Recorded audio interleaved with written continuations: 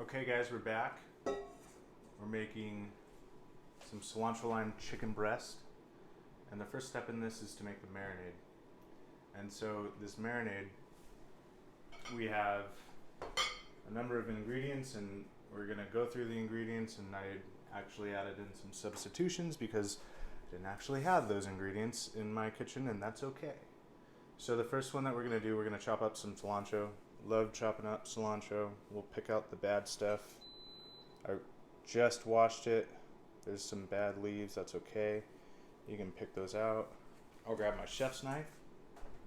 And with this one, again, we want to hold that blade, and we're just gonna pull it towards us. We're looking to get 2 cups out of this. And you can get the stems. You don't really need to, but we want to get all those leaves off the stems. That's where the good stuff is. And so this was one bunch. And again, I have my throwaway pile. I tossed all those stems. A couple stems in there isn't a big deal. Throw away that leaf.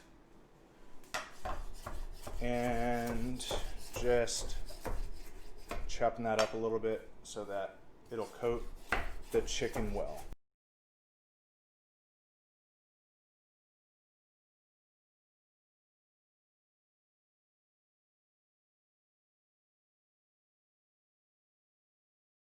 Now we're back on here. It doesn't call for jalapeno, but my wife likes things spicy. I always like to add at least 1 jalapeno, and I'm not as much of a spice addict as she is, so I take out the seeds out of one of them. And to do that, you see the seeds, they're just suspended here, and this comes right out. You could actually do it on both. I can show you here. So you cut the side, you don't cut all the way through, cut the other side, and it's kind of suspended in this, and so you just need to cut that, and then it comes right out.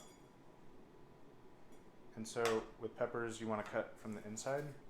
We are cutting in, and this will make it easier for the full chop, just to cut them into stems or longer skewers, and then we can chop them all at once. And then we want to grab those all together.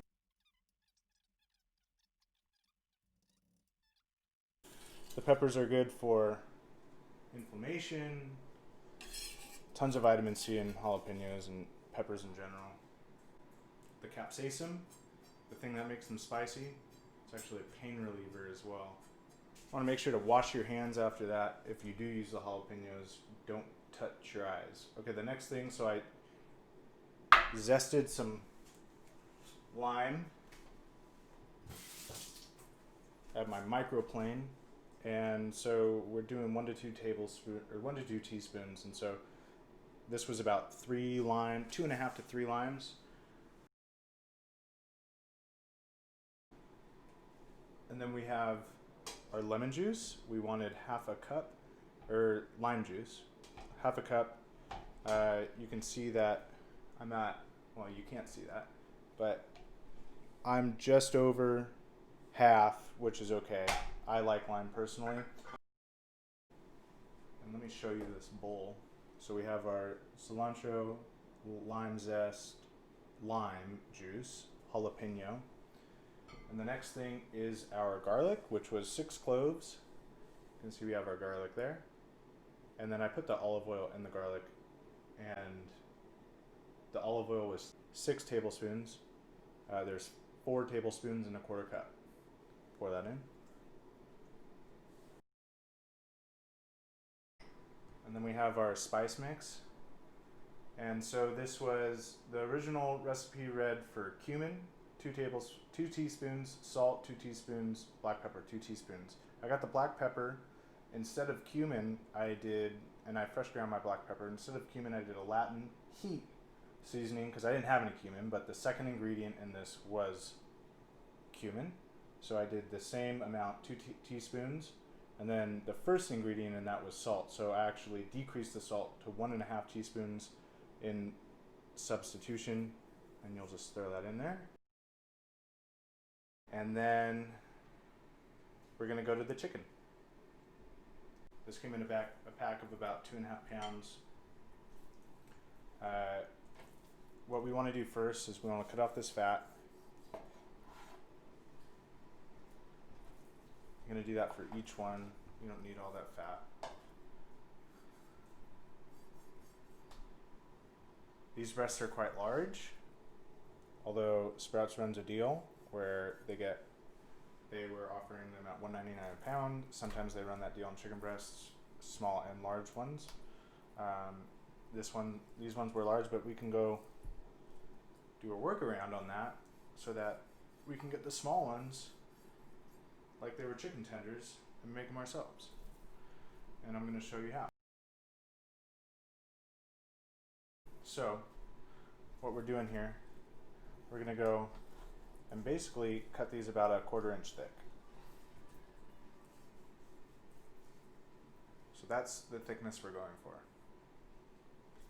They'll cook a lot quicker that way, and the marinade on each one will sink in a lot better, and they'll actually, even though they're so small, they'll be pretty tender. So there's that third one, kind of looks like a fish. And we lucked out here. The more you do it, the better you'll get at making sure that they're all about the same size.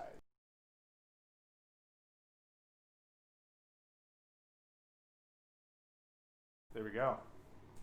That is amazing. That's perfect. Okay.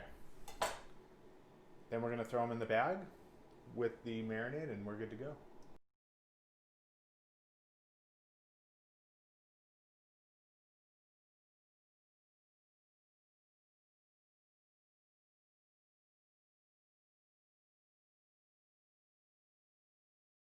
Zip it up nice and tight. Looks like all the breasts are pretty evenly coated. We're going to let that sit for about 30 minutes to 4 hours.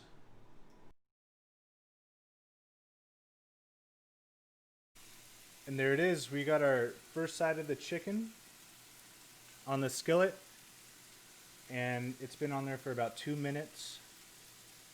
And then after about 2 more minutes, we're going to flip. And one of the key indicators, you'll see that this one on the left is a little bit skinnier than this one, or thinner. I cut it a bit thinner, but it'll start getting white before this one does. And so that's how you tell when you're supposed to flip it.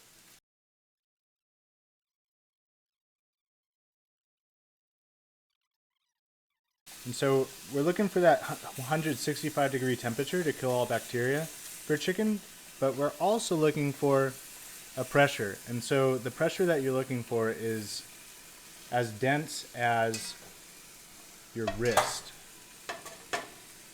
Right here, this spot. And if it's as dense as that, that's the firmness. That means that the chicken's cooked. We have our chicken on a medium heat. I put new ones on, and you can see that they're looking pretty good. As you get the pan coated, you'll start getting this even brown on the whole chicken. That's what we're looking for. Here's the final product on our chicken breast. You can see, take that bad boy off. Give a slice. Look at that.